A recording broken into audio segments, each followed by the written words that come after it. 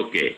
Satyaprakash, do one thing. By today evening, you send me the list of all the core students who have taken marketing as one of the specialization. Okay? Okay sir.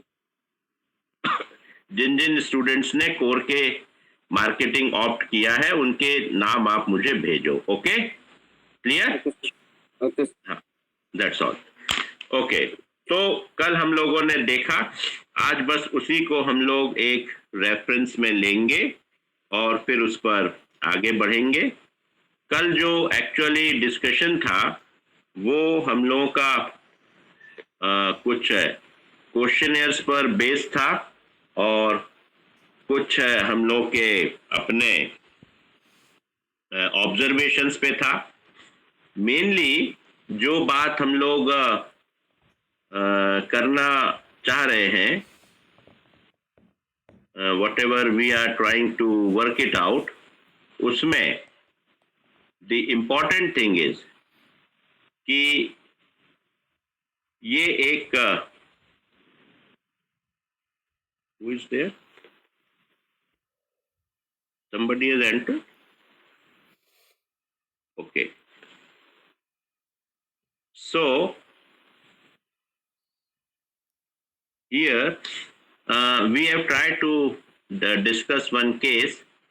This was a Berkman National Bank, a medium-sized commercial bank in Los Angeles. Satisfied with the volume of business it was doing, was dissatisfied. तो जो ATM company थी उस bank की, वो उनका जो bank का business था वो बहुत सेटिस्फाइड नहीं था। कई हाइपोथेसिस इन्होंने क्रिएट किए रिसर्च को आगे करने के पहले। The ATM system in which it participated was not the best. जो एटीएम सिस्टम उन्होंने सिलेक्ट किया था वो बेस्ट नहीं था। Customer of the banks were not sufficiently familiar with the services. ये एक और इनकी एक बात थी जिस पर इनको काम करना था कि कस्टमर एटीएम से फेमिलियर नहीं थे। ATM services had not been promoted properly to existing customers और used properly to attract new customers. ATM के लिए जो एग्जैक्टली कस्टमर्स हैं आज के, वो भी अट्रैक्ट नहीं किए गए थे और नए कस्टमर्स को भी अट्रैक्ट करने का काम नहीं हुआ था। ATM services has been promoted to the right people, had not been promoted to the right people, either among present customers or among the potential customers. तो इसका ठीक से प्रमोशन भी ATM का नहीं हुआ था। The attractiveness of the ATM services had been overestimated. उसके बारे में बहुत ज्यादा हमने अपनी ATM सर्विसेज के बारे में सोच लिया था। The firm proposed to make a telephone survey ATM card holders within a 25-mile of the bank, radius of the bank. ATM systems were relatively new aspects of the banking, which was an outgrowth of the computer revolution. ये computer revolution था इसका, और उसके साथ ही साथ जो है ये उसके कारण ये रखते थे। The system is which Berkman participated was called. अब एक मार्केटिंग रिसर्च की कंपनी कॉल की गई, ठीक है।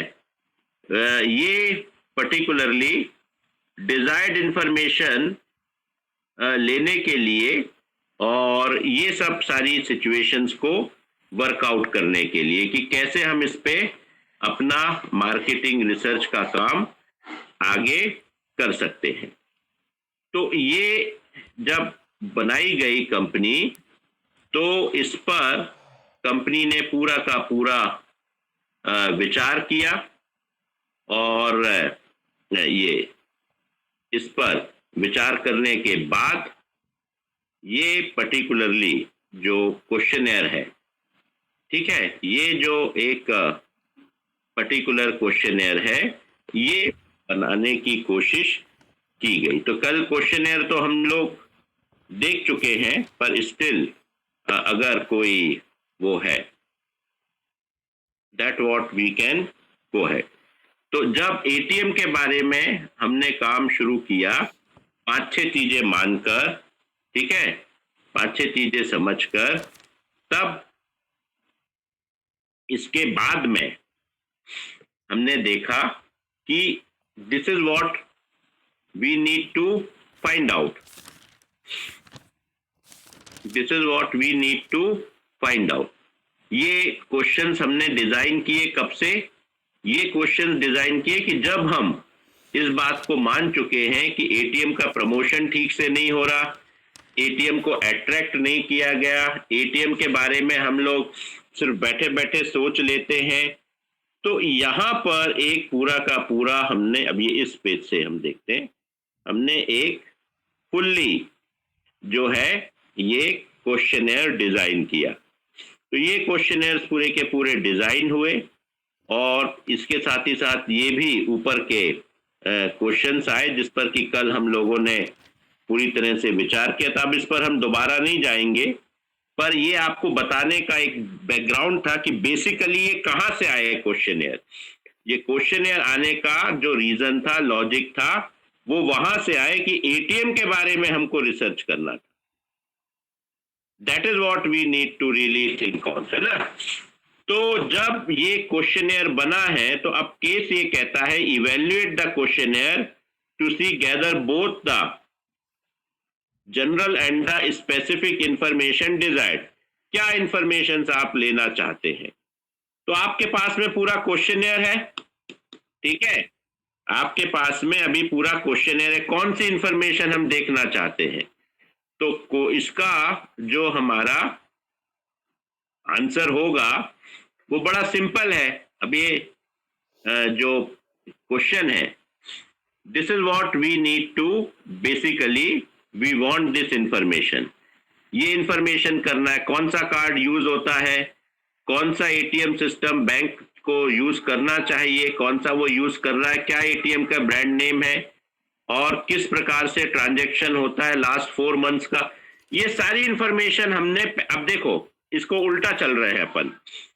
अभी केस पढ़ लिया अपन ने और ये इंफॉर्मेशन रिक्वायर्ड ये पूरा हमने नोट कर लिया कि पहली इंफॉर्मेशन तो ये है कि कौन कौन से कार्ड चलते हैं ये इसमें मनी मैजिक में या करेंसी नेटवर्क में, कौन से कार्ड की चॉइस होती है। सेकंड इज कौन सा एटीएम सिस्टम बैंक के पास है, which other brand name did the respondent know. इसके अलावा और कोई ऐसा ब्रांड नेम है जो रिस्पोंडेंट जानता है। Then how often the respond, ये विजिबल है आपको, विजिबल है सबको? Yes sir. हाँ, तो पहला केस का जो पेज था वहां से चलो आगे, उसके बाद जो है ये इंफॉर्मेशन चाहिए थी और ये इंफॉर्मेशंस जो हैं, जो proportion of various banking transactions, कितना कितना 4 मंथ में हुआ, किस कार्ड से हुआ, क्या ट्रांजैक्शन एटीएम कार्ड के साथ हो रहा था, रेगुलर हो रहा था, रेगुलर बैंकिंग आवर्स में होता था या इसके बाद में या बैंकिंग आवर्स के पहले।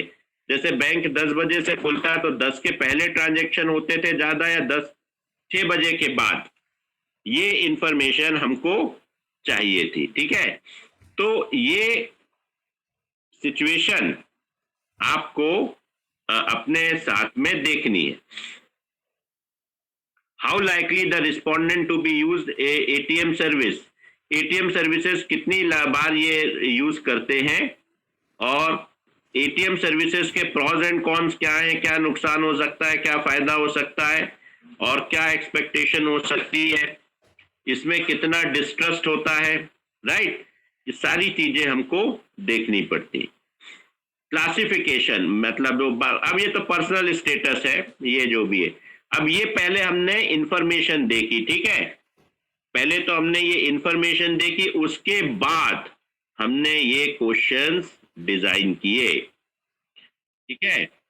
ये जो क्वेश्चंस हैं ये क्वेश्चंस हमने फिर डिजाइन किए। तो कहने, अब इसमें थोड़ा, हाँ ये यहाँ से सीक्वेंस थोड़ा सा ये है, बट आपको ये है कि ये सीक्वेंस के बेसिस पर हमने क्वेश्चंस डिजाइन किए, ठीक है। और ये जो इंफॉर्मेशन थी,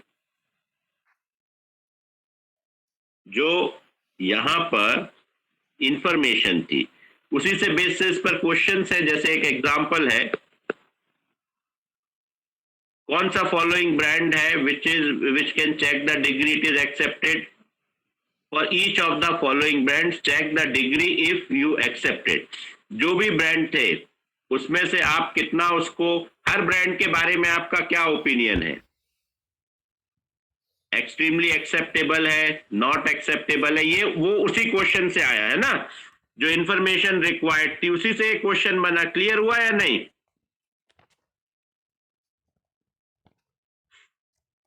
अरे भाई यस या नो तो बोलिए, बात समझ में आ रही है? बात सुन रही है या नहीं? Yes sir. Yes sir. हाँ, क्या बात मैम बोलना चाह रहे हैं?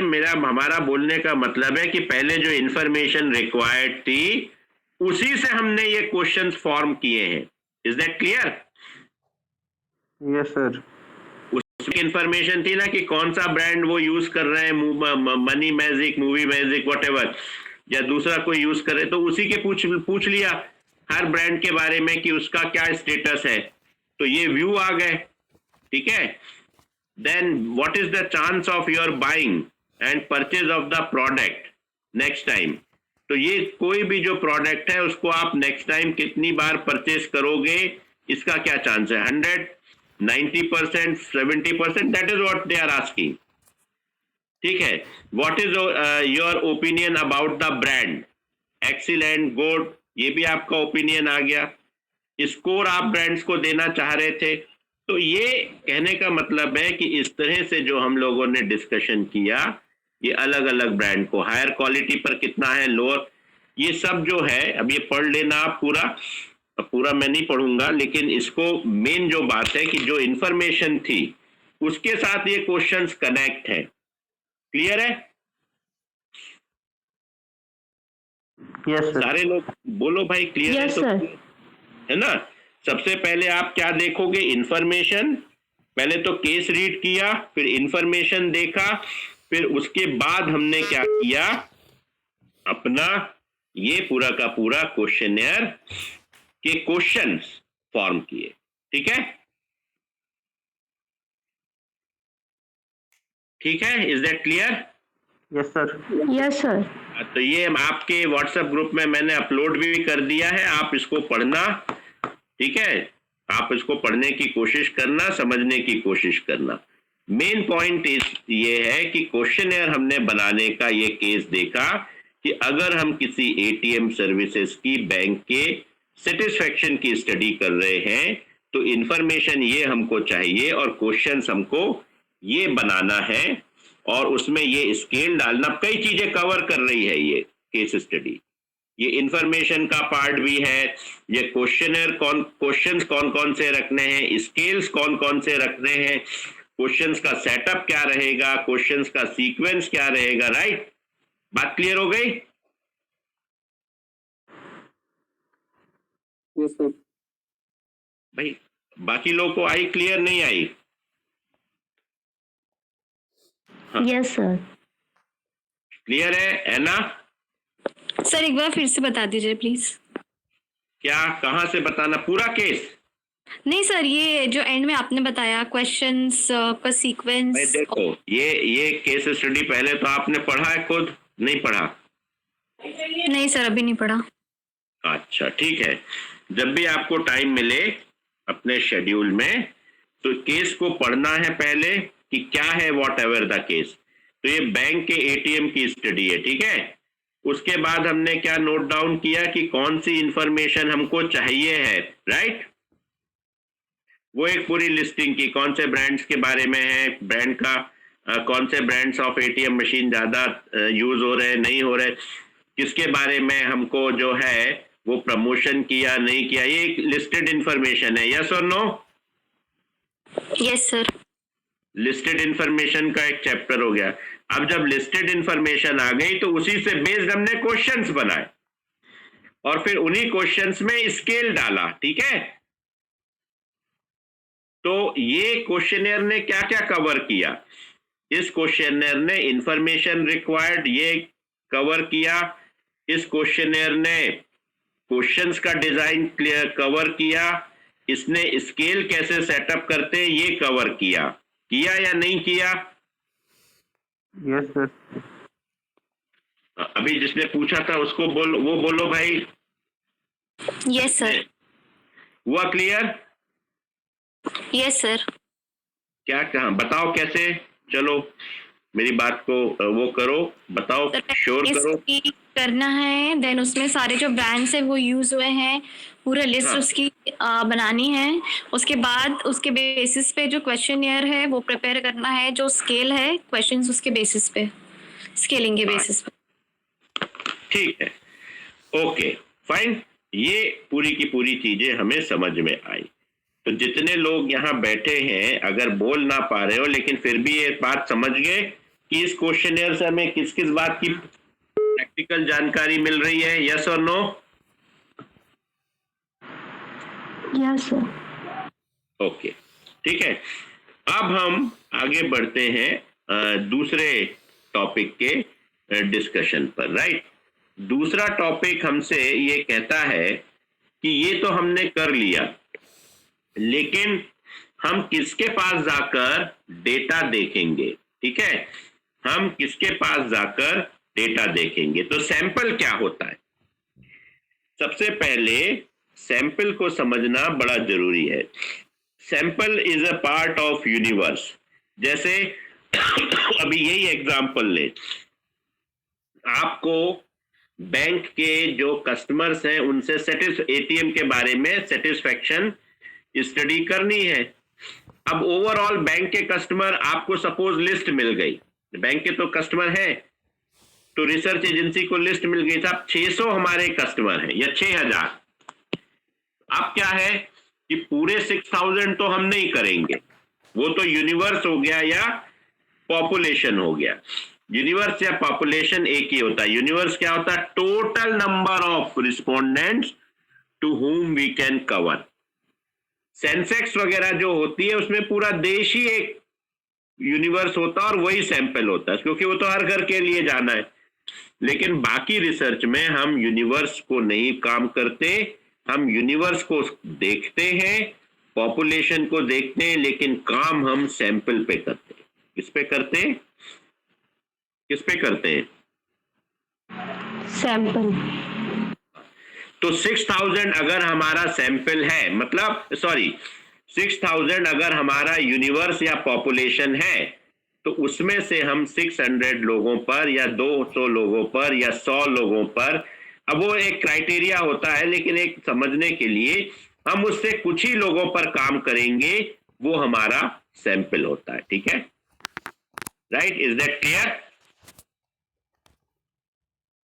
Is that clear? Yes sir. Okay yes sir. अब इसको बड़ा एक मतलब एक छोटा सा एग्जांपल है। आप कभी भी ग्रेन खरीदते हो, फूड ग्रेन खरीदते हो, तो पूरा फूड ग्रेन चेक नहीं करते हो। यू टेक सम, एक मुट्ठी या एक थोड़ा सा स्लाइड सा लेकर के आप देखते हो कैसी क्या क्वालिटी है, उसको आप स्मेल करते हो। ये हैबिट होती है या नहीं होती? राइस या व्हीट जब आप लेते हो तो ये हैबिट होती है नहीं होती ट्रेडिशनल परचेज में? यस सर, होती है। यस सर, होती है।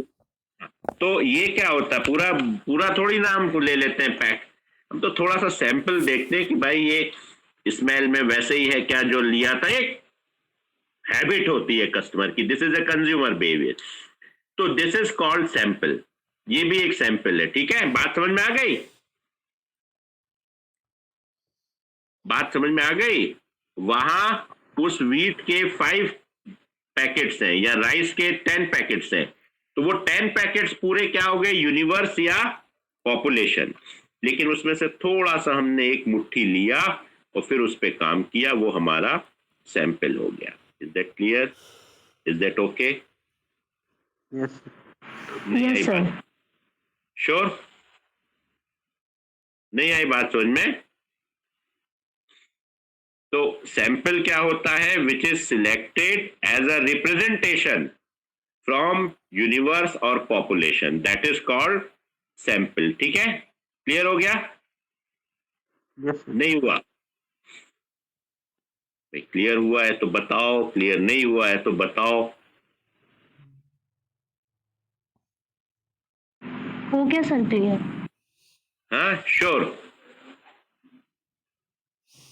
अच्छा, तो इसको हम क्या कर सकते हैं, ये सैंपल हो गया है ना। अब रैंडम सैंपलिंग, तो सबसे पहले दो मेथड होते हैं, ठीक है। एक रहता है साइंटिफिक मेथड और एक रहता है नॉन साइंटिफिक मेथड, ठीक है। साइंटिफिक मेथड में प्रोबेबिलिटी सैंपलिंग होती है, ठीक है। प्रोबेबिलिटी का मतलब ये होता है कि जैसे आपका यूनिवर्स 5000 लोगों का है, तो अब आपको सिलेक्ट करना है 50, तो हर 5000 लोगों में को ये चांस होगा कि वो उन 50 में आ जाए, ठीक है। तो इसकी क्या प्रोबेबिलिटी हो जाएगी, 50/5000। समझ गए आप इंडिविजुअल के सिलेक्ट होने की कितनी चांस हो गई, 50/5000। इज दैट क्लियर और नॉट? बात समझ में आ गई? सर एक बार और बता दीजिए। हाँ, 5000 लोग हैं, 5000 लोग हैं 5000 लोग हैं बेटा, और 5000 में से 50 सिलेक्ट करना है। तो हर 5000 व्यक्ति, अब हमने नंबरिंग कर दी, कोडिंग 1 2 3 4 5000 लोगों को खड़ा कर दिया ग्राउंड पे, ठीक है। अब उनमें से किन 50 को हम लेंगे ये हमें नहीं मालूम। तो इसका मतलब क्या हो गया, सबके चांस उन 50 में आने के इक्वल है। यहां तक बात क्लियर हुई या नहीं हुई? यस सर हुई। अभी जिसने रिपीट करवाया था, पूछा था, उसको क्लियर हुआ? Yes sir. क्लियर हुआ कैसे? क्योंकि ये नहीं मालूम कौन से 50, बट 50 को सिलेक्ट करना है रैंडमली, है ना। तो ये क्या होता है, रैंडमली का मतलब ये होता है, ये प्रोबेबिलिटी सैंपलिंग, पहले तो प्रोबेबिलिटी, तो 50/5000 क्या हो गया, that is a probability of selecting each and every individual. हर 5000वें पूरे 5000 लोगों में से हर इस स्टूडेंट की या हर इंडिविजुअल की सिलेक्ट होने की कैपेसिटी या चांसेस, प्रोबेबिलिटी तो चांसेस होता है, 50/5000 है, ठीक है। क्लियर हो गया? नहीं हुआ? क्लियर हुआ? Yes sir. क्लियर हुआ? जिसको अभी डाउट था, यस और नो? यस सर क्लियर हो गया। एक और 100 लोग हैं सैंपल में और 10 लोग सिलेक्ट करने हैं, तो हर 10 को, कोई भी 10 हो सकते हैं, 10/100, that is a probability. Okay, probability पढ़ी है ना, इतना जानते हो या नहीं जानते?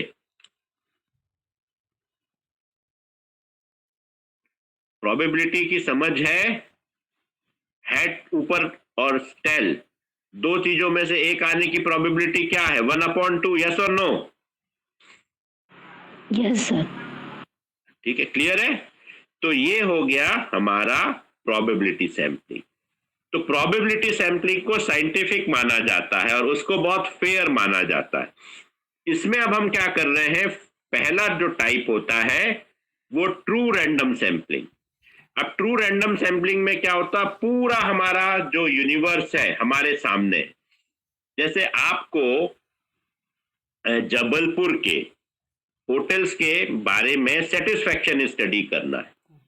अब जबलपुर में 500 होटल्स है, सब मिला के बड़े छोटे, ठीक है। तो ये पूरे 500 सैंपल हो गए, लेकिन रिसर्च में आप पूरे सैंपल में नहीं जाते हो, यू गो फॉर सैंपलिंग, पूरे यूनिवर्स पे नहीं जाते हो। यूनिवर्स और पॉपुलेशन एक ही है, ठीक है। आप 50 या 20 आपके अपने रिसोर्सेज, आपने कोई 20 सिलेक्ट कर लिया, अब कौन से 20, 500 की लिस्ट है, विच 20, तो 20/500 is the chance to select. तो अब हम क्या करते हैं, पूरे 500 की लिस्टिंग हमारे सामने है, तो कुछ हम इसमें काम करते हैं। एक तो लॉटरी सिस्टम कर सकते हैं, पूरे 500 के नंबर्स हम डाल दें या नाम लिख के डाल दें एक बॉक्स में, फिर आंखों को ब्लाइंड फोल्ड कर दें और ब्लाइंड फोल्ड करने के बाद किसी को भी बुलाए और उससे बोले भैया आप 20 जो है स्लिप्स निकाल लो, और बार बार उसको मिक्सअप करते जाएं। ये होता था या नहीं होता था, कोई स्लिप निकालने के लिए होता या नहीं होता?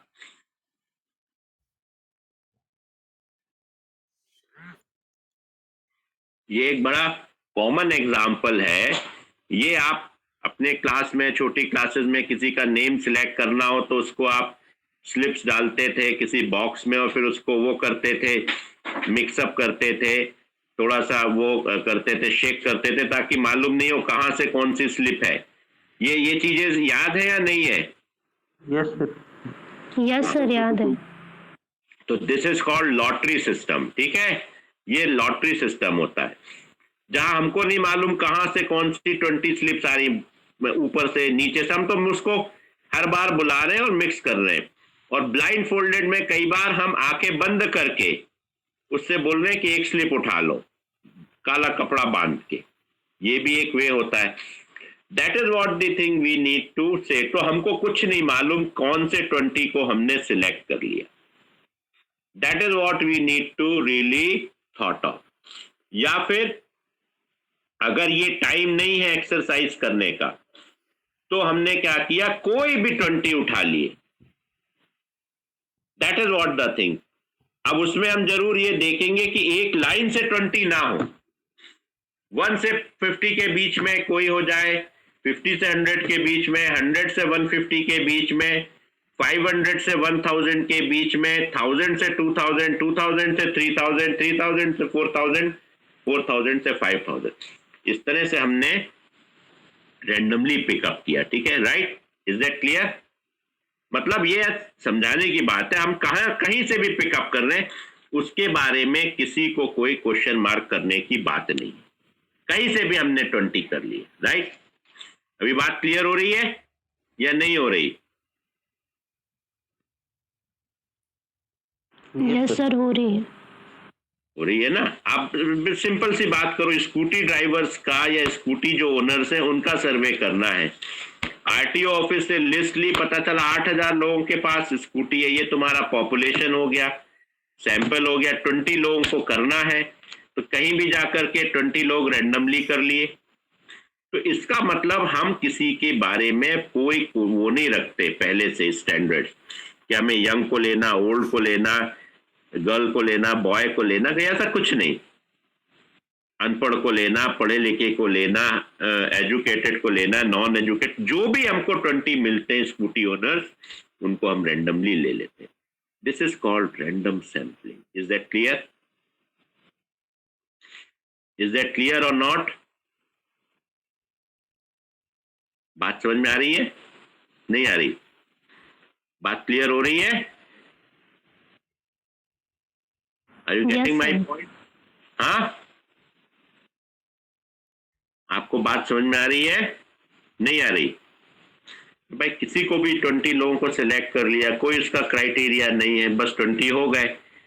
यही तो रैंडम होता है। अगर हम फिक्स कर देंगे तो वो रैंडम नहीं होगा। जैसे हमने कह दिया कि वो 20 है, ईयर्स के अबव हो, 25 ईयर्स के बिलो हो, ये नहीं। कोई भी 20 लोग हमको मिले, हमें वो 8000 से 20 हमने सिलेक्ट कर लिया। Right? This is called random sampling. Okay, is that clear? तो कैसे किया? क्लियर है। आरटीओ ऑफिस से ओनर्स की लिस्ट आ गई, हमने अपने आंखों में पट्टी बांधी या किसी को भी बोल दिया इसमें 20 लोगों में कोई भी टिक कर दो, टिक कर दिया, आपने उठा के उनका सर्वे कर दिया।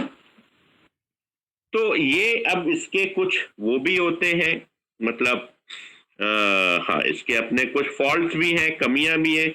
अब वो 20 लोग तो ले लिए, पता चला वो 20 तो शहर, मतलब वो उसमें से कुछ लोग तो शहर छोड़ के चले गए। फिर हमने रैंडमली 5 लोग पकड़े, फिर उनमें से कुछ लोगों ने इनका हमें इंटरव्यू नहीं देना, I am not happy, I am not ready to give. ये बायसनेस भी आती है। अब उसमें हम बायस भी हो सकते हैं। हमने कहा जी 20 तो हमारे पड़ोस से ही मिल जाएंगे, काहे को हम जाए बाहर, अब बाकी एरिया का हम छूट गए। तो रैंडमली करने का फायदा भी है, नुकसान भी है। एफर्ट्स लगते हैं, थोड़ी सी कॉस्ट लगती है, लेकिन सबके इक्वालिटी के चांसेस होते हैं, लेकिन कहीं ना कहीं कुछ बायसनेस भी हम कर सकते हैं। That can be one of the, मतलब इसमें तो यहां पर अब जब सिस्टमैटिक सैंपलिंग होती है तो सिस्टमैटिक सैंपलिंग का क्या प्रोसीजर है कि इसी को हम थोड़ा सा वो कर दे कि अगर 20 लोग हमको लेने हैं, ठीक है। तो हम सिस्टमेटिकली उनको देख लें कि कहीं से पहले लाइन से तीसरा हो जाए, अगले लाइन से 5वां हो जाए, उस लाइन से 10वां हो जाए, उस लाइन से 8वां हो जाए। ऐसा करते करते कोशिश करेंगे कि सारे लोग कवर हो जाए। ये सिस्टमेटिक हो गया, राइट। अभी बात समझ में आ गई या नहीं? नो सर, सिस्टमेटिक एक बार फिर से बता दीजिए। सिस्टमेटिक मतलब, अरे 5000 लोग खड़े हुए हैं, ठीक है, और 50-50 लोगों की कितनी लाइन होगी? 100 होगी, होगी नहीं होगी? यस सर, होगी। 5000 लोगों को एक ग्राउंड में खड़ा किया है, तो 50-50 लोगों का ग्रुप है, तो कितनी लाइन्स हो, कितने ग्रुप्स होंगे? 2 ग्रुप है? अरे यार 5000 लोगों को खड़ा किया है, ओके सर। और 5000 लोगों को 100 होंगे ना। तो अब एक line number 1, line number 2, line number 3, सब में 50 लोग हैं, राइट। सिलेक्ट करना है तुमने 20। तो आपने क्या किया, पहले से 3 ले लो, अब 1 से 3 के बीच में से 2 लोग ले लो, 5 से 10 लाइन के बीच में से 2 लोग ले लो, उधर 100 से 150 लाइन के बीच में से, उन सबके नंबर्स हैं, लाइन के नंबर्स कर दिए, ठीक है। उसको ग्रुप 1, ग्रुप 2, ग्रुप 3 ऐसा कर दिया। Is that clear? Yes sir. Okay. आप कोशिश कर रहे हो कि आगे वाले भी, पीछे वाले भी, और बीच में से भी आपको रिप्रेजेंटेशन मिल जाए। तो 50-100 से भी मिल गया, उधर 101 से 690 तक से भी 2 ले लिया, 691 से उधर 1201 वाली नंबर, उस पर भी 1 ले लिया। इस तरह से हमने पूरा कर दिया। तो यहां पर हमारा काम क्या हुआ, थोड़ा सा सिस्टमेटिक हुआ कि हर ग्रुप से हमने आइडेंटिफाई कर लिए थे 2 लोग कौन से हैं, उसको हमने लिया। That is called systematic sampling. मतलब हमको ये देखना था थोड़ा सा कि वो व्यक्ति बोलने लायक है, वो व्यक्ति समझने लायक है, वो जवाब दे पाएगा। वो थोड़ा बहुत उसका बैकग्राउंड देखकर, समझकर हमको ये समझ में आ गया कि ये जवाब दे पाएगा। So that is the thing which we try to make it a systematic. Is that clear? तो सारे ग्रुप्स को मैक्सिमम, मतलब पूरे तो नहीं मिल पाएंगे, मिलेंगे तो कोई 20, लेकिन कोशिश हम करेंगे कि जितने मैक्सिमम ग्रुप है, जैसे 100 ग्रुप्स हैं, तो 100 में से मैक्सिमम लोगों को हम रिप्रेजेंटेशन दे सके, और हर एरिया से। ये नहीं कि एक ही रो से, लास्ट टू फर्स्ट भी कर लेंगे, मिडिल वाले नंबर्स में भी कर लेंगे, 50 से लेकर 79 ग्रुप के बीच में भी हम एक कुछ सिलेक्ट कर सकते हैं, 80 से लेकर 99 वाले से भी हम 2 लोग सिलेक्ट कर सकते हैं। इस तरह से हमने 100 ग्रुप्स के पूरे डिवीजन करके उसमें से कैंडिडेट सिलेक्ट किए। This is called systematic. अब क्लियर हुआ या नहीं? यस सर, क्लियर है। बाकी के सारे लोग जो बैठे हैं उनको क्लियर हुआ या नहीं, बताइए। यस सर, हाँ, क्लियर है सर। अच्छा, और भी बाकी के लोग जो जुड़े हैं उनको क्लियर है ना? दिव्यांशु? यस सर, क्लियर है ना? Yes, sir, it's clear. हाँ, okay. Satya? Yes sir, clear है। शशांक? यस सर, क्लियर है। अंकित? यस सर, क्लियर है। Okay. Reshu? Yes sir. Okay. तो यहां पर Kapil? Yes sir, clear. Shadab? Clear sir. Okay. अब यहां पर हमने क्या किया, 100 रोज है, that is what we have taken. अब इसके बाद होता है स्ट्रेटिफाइड सैंपलिंग। स्ट्रेटिफाइड मतलब ग्रुप, सिंपल सी बात है, ग्रुप, है ना। अब यहां पर क्या था, सिस्टमैटिक में जरूरी नहीं है कि हम हर से 2 ही लेते, हर ग्रुप से। किसी से हमने 4 भी ले लिए, किसी से हमने 3 भी ले लिए, किसी से हमने 2 भी ले लिए। अब स्ट्रेटिफाइड उसको और सिंप्लीफाई करता है। स्ट्रेटा मतलब पीसेस। अब इसी एग्जांपल को लो, 100 लाइन से 100 ग्रुप्स हैं, तो सिंपल एक फॉर्मूला हमने बना दिया, 50 ग्रुप्स की नंबरिंग कर दी, वो 50 ग्रुप्स रैंडमली करे, कोई फर्स्ट हो गया, कोई 5th नंबर का ग्रुप हो गया, कोई 10 नंबर का ग्रुप हो गया, कोई 18 नंबर का ग्रुप हो गया। अब हर ग्रुप में से 2-2 लोग सिलेक्ट करने हैं, तो ओवरऑल 20 हमें लेना, तो 10 ही हमें कोई ग्रुप्स हमने रैंडमली आइडेंटिफाई कर लिए, ब्लाइंड फोल्डेड हो, उसमें हम बायस नहीं रहेंगे। लेकिन यहां से हमने ये बांध दिया, हर ग्रुप से 2 लोग लेने हैं, और कोई भी 2 लोगों को पकड़कर हमने चांस कर दिया, तो ये स्ट्रेटा बनता है। अब इसको एग्जाम्पल इस तरह से ले सकते हैं कि जैसे मैकडोनल्ड में लोग आ रहे हैं, तो मेल्स का एक ग्रुप हो गया, फीमेल्स का ग्रुप हो गया, जीन्स वेयरिंग वालों का एक हो गया, नॉन जीन्स वेयरिंग ग्रुप बना दिए, और इस प्रकार से हमने हर ग्रुप से 2-2 लोग सिलेक्ट करके 10 लोग, मतलब हर ग्रुप से 2-2 लोग, तो इस प्रकार से 10 ग्रुप से 20 लोग हमको मिल गए, जिसको कि हम अपने रिसर्च में यूज करेंगे। बात क्लियर हुई या नहीं हुई? Yes, sir. Strata means pieces.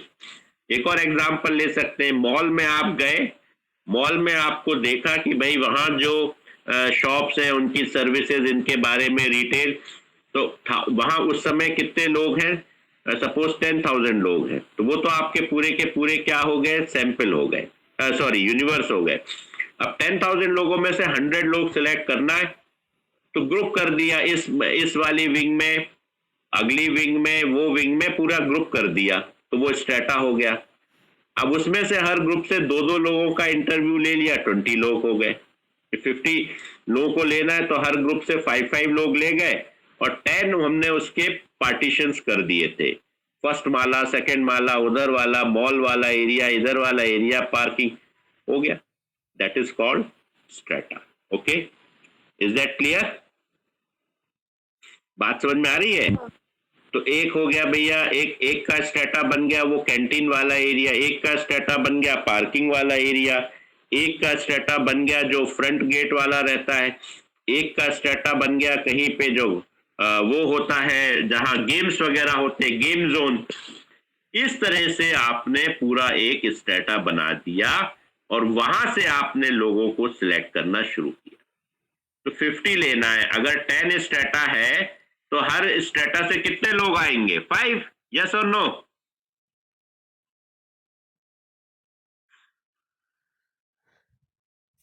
अब अभी तो 20 का एग्जांपल था, अब 50 अगर लेना है सैंपल, और 10 स्ट्रेटा बना दिया, ठीक है।